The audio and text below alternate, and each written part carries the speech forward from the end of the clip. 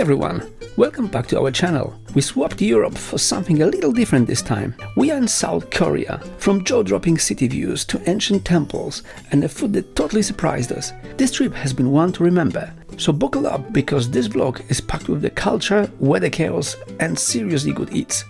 Let's dive in. Welcome to South Korea.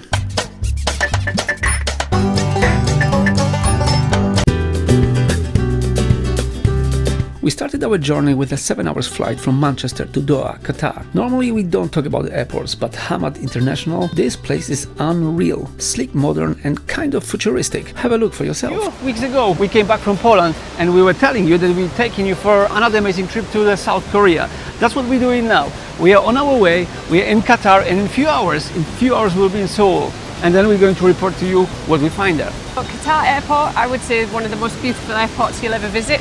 This is a forest inside the airport. These are real trees.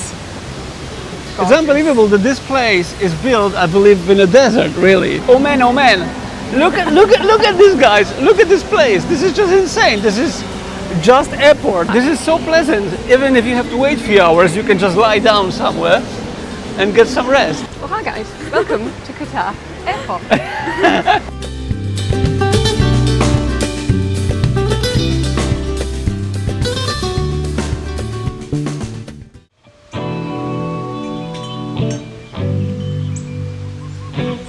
South Korea welcomed us with rain, a lot of it, but it didn't stop us. Next morning clouds lifted and it was time to explore. Our first stop, the iconic Namsan Tower on Namsan Mountain. We wanted to take the cable car, but strong winds shut it down, so we hiked. Honestly, not too bad, and the view totally worth it. Even in grey weather, this view is wow, honestly. Right guys, we're walking here towards the K Tower. We're almost there. It looks like it's so close but so far at the same time. The weather is good, has improved to compare with the morning where it was really rainy and windy. It's still quite windy though, and the wind is quite cold, but never mind, we'll manage at the end.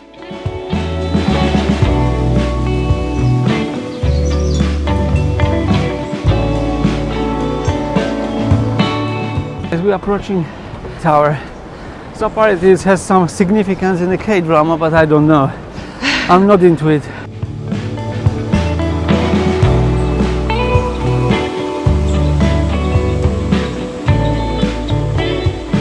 The next extraordinary sight on our way are tens of thousands of different shaped engraved padlocks that visitors attach to metal frames that accompany us on the way to the top.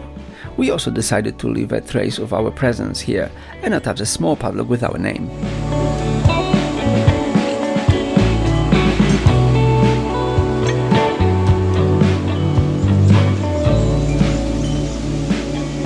So we just booked the entrance to the tower. We pay using the online discount link, which basically is a good idea. It saves you a few quid, which is a good thing. So come on in, we'll show you around.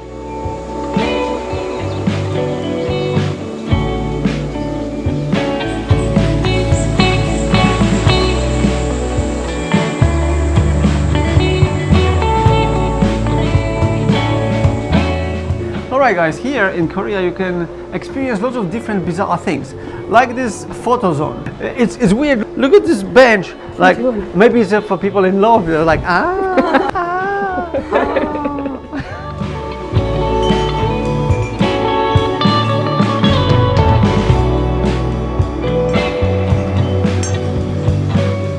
Actually here it's much more to see than meets the eye. It's so many different things. It's like a video room where you can see all sorts of projectors and different things. Yeah, so it's not just a straight up lift to the top of the tower. You go through this room that has projected images and videos on the inside. So like cherry blossoms all going around with music. And then when you're going up in the lift, there's a sort of sea scene and then a landscape. And then you get to the top and you've got the epic view of Seoul. You can see the Han River in the background. And the whole of Seoul spread out before us. Is amazing. So guys, Namsan Tower in Seoul. This is one of those iconic landmarks in Seoul that everybody should see. Not only because of the fancy architecture, but also because of the epic location. From the tower you can see the panoramic view of the whole city. It's incredible. It doesn't matter if it's good weather or bad weather, is it sunny or cloudy. The view is really something which you should come for, which stays with you forever.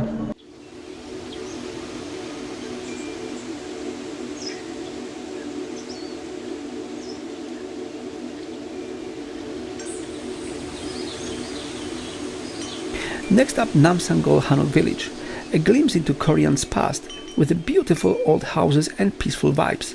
We dodged hail and snow, yep, all in one day, and found a cozy little cafe on the edge of the village to warm up. So we are in Namsangol Hanok village, which is a traditional village in the central Seoul. It's not very good weather outside, so we've decided to stop for a coffee and just to relax. It's very traditional buildings around, all made of wood with traditional tile roofs, and it's very pretty here. We like it.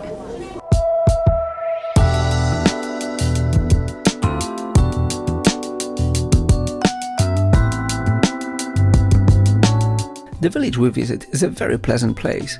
We can only imagine how it looks in the rays of the sun against the blue sky. Unfortunately, we are not fortunate to visit this place in the good weather, but we don't complain and instead admire the restored historic Korean buildings.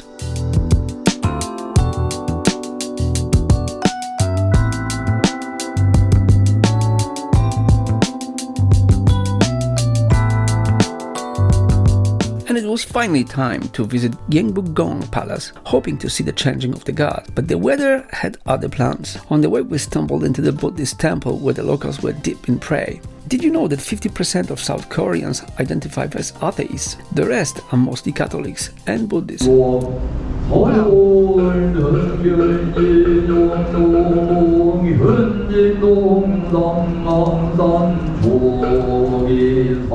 The rain intensifies, and we quickly find shelter in another cozy Korean cafe, where we sip hot coffee and watch Sok pedestrian passing by through the window. We gather our strength and mentally prepare ourselves for further sightseeing.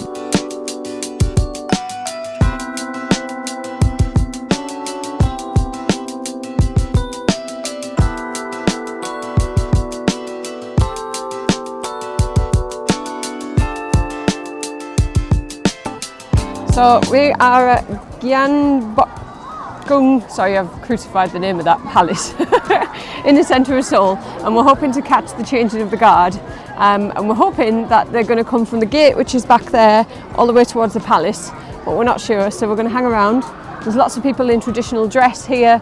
Hanbok, which is traditional Korean dress, you get in free to the palaces and a lot of the other historical sites, and you can rent these from a lot of the shops that are near to the palace. And when you buy a ticket, it's basically valid for 6 months, so you can keep coming back here. I guess it matters if you're Korean. Not so much for us. But look around, like lots of people wearing traditional hanboks, and it's so nice. Unfortunately for us, despite our efforts, we were unable to see the changing of the guards as the show was cancelled due to unfavorable weather conditions. Before lunch, we found a tiny shop made famous by the K-drama True Beauty. I had no idea what it was, but our daughter sure did. I'm missing you,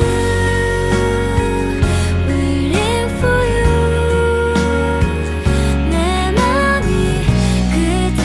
After that, hunger hit hard. We found a perfect little spot. 2 Korean grandmas cooking home-style meals for locals. Traditional, quiet, and so good. Right, so we are in tiny Korean restaurant in the palace. We came here mainly because it's so cold outside. We wanted to warm up. I think it's going to be actually a hit because the food looks good, smells good.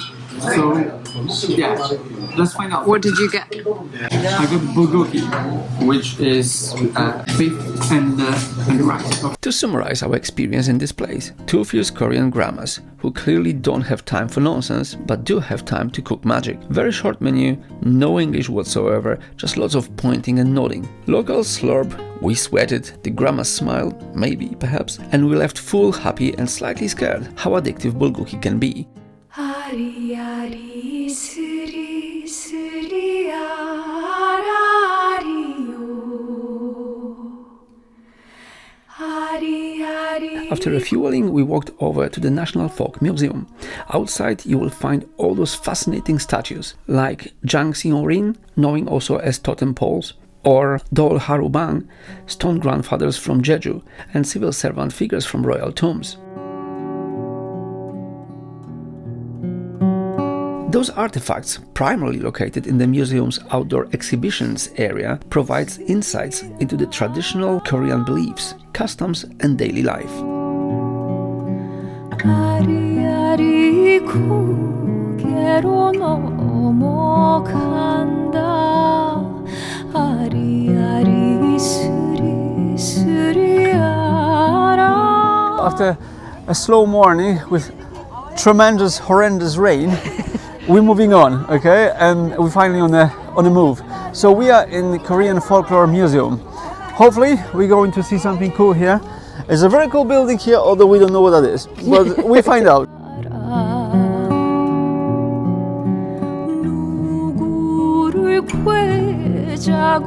Inside the building, you can see a lot of artifacts from different periods of time.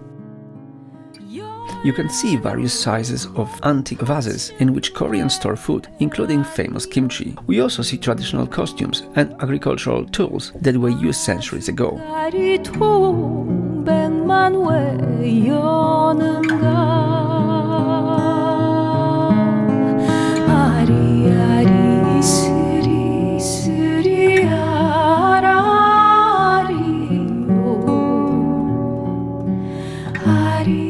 The National Folk Museums of Korea is a perfect blend of education, tradition and fun. Whenever you are a history nerd or curious foodie or just trying to escape from the bad weather, this museum got something for everyone.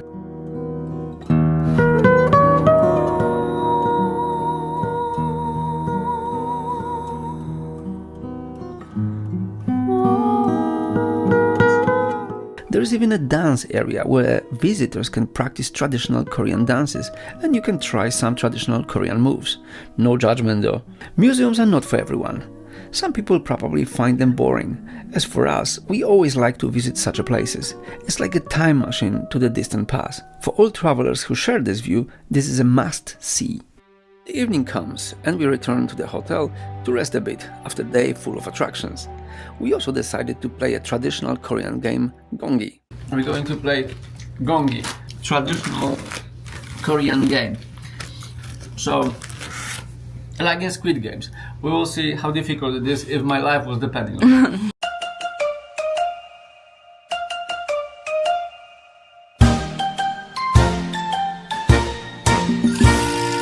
둥글게 둥글게 둥글게 둥글게 빙글빙글 돌아가며 춤을 춥시다 손뼉을 치면서 노래를 부르며 랄라랄라. One thing is for sure, all the attractions of today and the evening game in Gongi make us feel really hungry, so we decided to go out and search for food.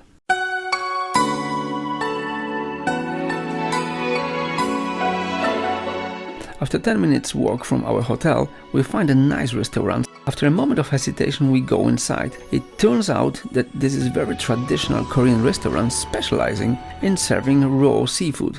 Hamcho, Ganjang, Gejang. Too difficult. Too difficult. It's a Korean name. Right. Right, okay. Very difficult for us. Alright guys, we are in this very cool seafood restaurant which we accidentally found. It looks very traditional. Our waitress locally can speak English, so we made our order and we having high hope for this place. It looks good, it smells good, so... Yeah. Yep, it's already cool, I already like it. It's a raw. It's all raw. Right? One piece. Alright. And squeeze. Squeeze. Ah, okay. Then it. Uh-huh. Again squeeze. Again. So soft. And again. If you want again. Yeah. Very nice. Just check out this cell from inside this box. Check out cell. Yeah. Like here is a cell. How about the crab cell, right? Mix it, yeah. Here is a crab cell. Thank you. Thank you. You will get a steam egg. Thank you. 감사합니다. Maybe here you can Yes, yeah, oh yeah, yeah. So cool, guys. Seriously, very cool experience. Very good, isn't it? So it looks like the best bits of the crab, they are dipped inside the shell. So you need to dig in and mix it with your rice. Wow, thank you. Then we've got this strange, it looks like a scrambled eggs. And then we've got abalone, which we're gonna try.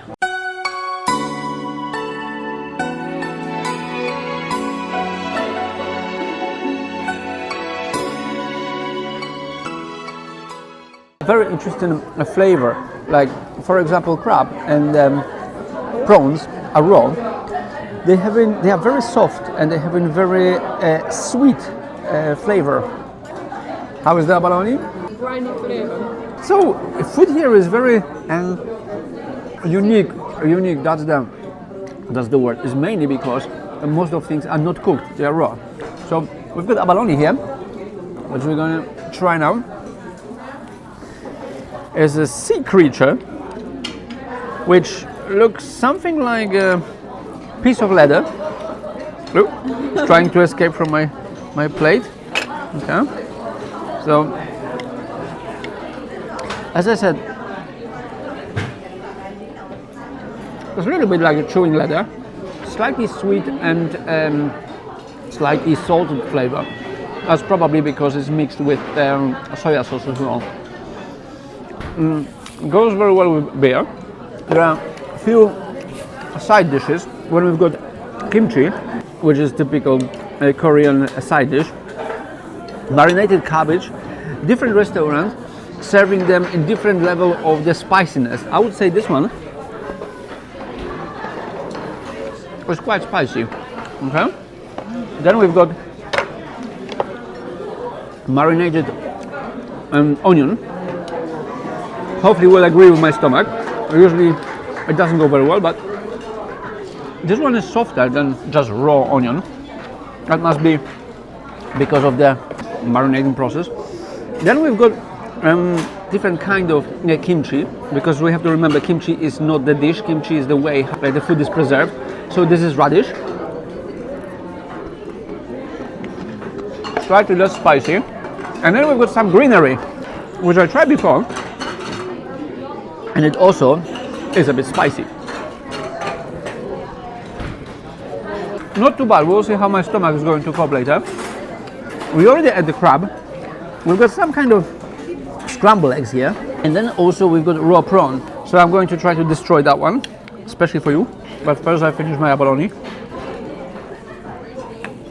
Similarly to cooked prawns, raw prawns are also difficult to peel. Well, for me anyway. Those are not very popular, and in England, raw prawns would be seen as probably source of the food poison. Where here it seems to be like a normal, regular thing that people eat raw fish. So finally I retrieve my raw prawn. So let's give it a go. Very soft, and what is very strange, it's slightly sweet, which I didn't expect. Overall, very cool. Alright guys, so final word about this place. The restaurant is very pleasant and very traditional inside. In terms of meal, well, I would say it was good. It was good, but it was slightly strange for our European palates. I think it's the raw food made a difference here. So crab was very good. Prawns were it was a bit of a hassle to take them out, but again, we don't have much experience about that. Overall, raw food is slightly strange for us, I would think. However, if you come here, you should try it, because it's something different, something to try or something to challenge yourself. I would recommend it as an experience. So, right guys, I'll see you tomorrow.